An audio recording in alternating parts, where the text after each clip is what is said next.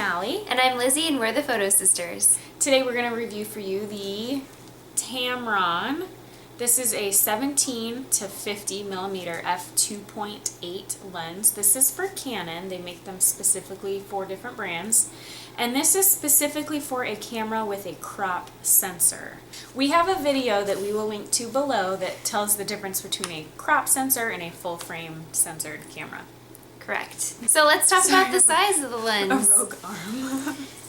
Oh, and this is the DI2, and it's the one that has the vibration reduction, I think they call it. Yeah, it's called the VC. Yeah, we'll link to the exact lens below. But you can see it's a pretty good sized lens. It's heavy, it feels nice, it turns pretty easily, and you can see that this part here, it doesn't stay inside, it extends. So it's a pretty long lens once you actually have it on your camera.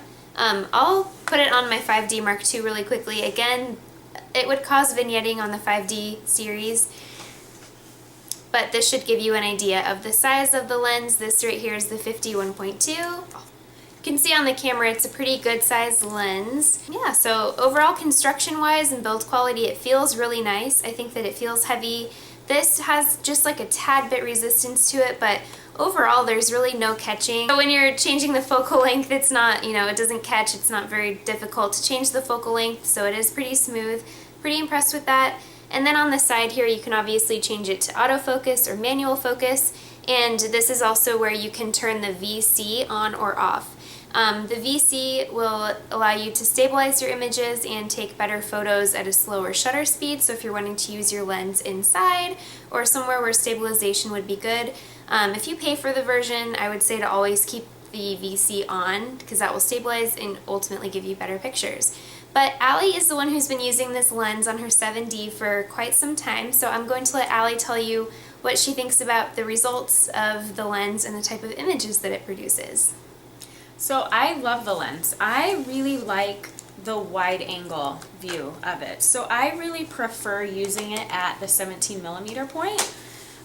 It was awesome. It's really neat because you can be really close to something like your kids, or when I was doing a kitchen remodel, it was really easy for me to take pictures of my kitchen because I could kind of get the whole, not 180 degrees by any means, but I could kind of get a much larger picture. A wider picture. It's really wide. Angle. And because this is made for a crop sensor, it's a true 17 millimeters. So you're seeing at 17 millimeters what a real 17 millimeter should look like.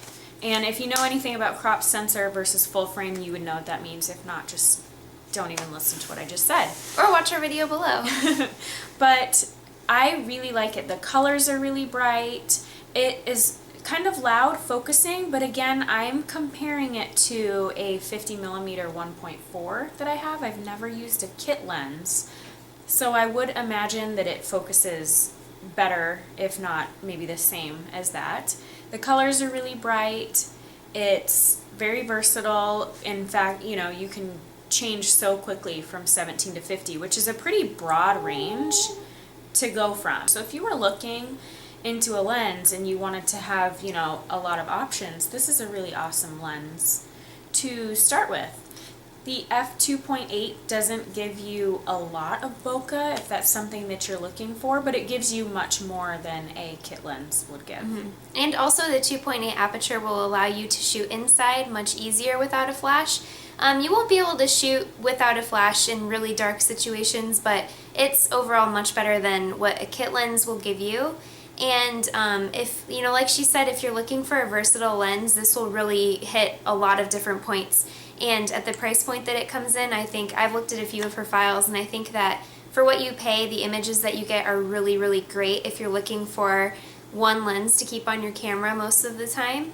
I know that a lot of people look for, a versatile lens. The one that Canon's offering that's kind of similar is the 24 to 70 millimeter f2.8, and if you compare the price, this is a lot more affordable. So I would say if price is an option, that this is a really good lens for what you pay for. And like she said, you can use it for a lot of things on your camera. You don't have to worry about changing out lenses or carrying different lenses with you. And then again, you don't have to spend over $1,000 like you would for a Canon L series lens for a comparable focal length. Oh. Does it focus quickly? Well, how's the focus speed? Tell me. So when we talk about the focusing of the lens, it's louder when focusing, and it kind of like ring, and then it focuses. Searches. However, I shoot straight into backlighting, and so my 50 1.4 focuses much quicker. This focuses slower, but I'm sure that it will focus faster than a standard kit lens. What do you think about, do you think it was worth what you paid for? Oh, absolutely. I loved using it. One thing that did take me a little bit to get used to is on the VC mode, which is the vibration compensation, it does use a lot of battery. So I did notice my battery draining big time. So just take that into account. Maybe have an extra battery on you or your charger. I could still use it the whole day, but it would use the whole battery versus a battery being able to last multiple. So if you want to use this on a vacation, and if you're going to Europe or somewhere, make sure that you either have... Hopefully you're bringing a battery if you're going to Europe. Yes. Or a charger. Hopefully you'll have extra backup batteries Maybe with you. you're only there for 12 hours though. Who knows? Maybe you're just passing right on through. If you go to Europe, you can send us something cool. But all in all, if you are looking for a wide angle lens for a crop sensor where you're going to get the true 17 millimeters, this is an awesome lens to start out at. And I know a lot of people prefer this sort of lens for a family session because at 17 millimeters, that's really wide. So you could take really wide family shots, but then you could zoom all the way into 50 millimeters, which gives you a standard portrait look, which is a very pretty look, for portraits. So if you don't want to, like we said, change lenses or have too many on you, this is a great option. But if you have a 5D or a full frame sensor, no go, because it'll vignette around the corners and that's not good. So that's where prime lenses would be your best option if you have a full frame camera, but you still want great prices without having to spend over $1,000 for a Canon L lens. And the quality from the images are going to be a lot sharper and crisper and overall a lot better than a kit lens. So it's a great all-in-one lens, we think. Let us know what you think. Check out our other videos, and like Lizzie said, we will link to it below. Thanks for watching, you guys. Bye. Bye.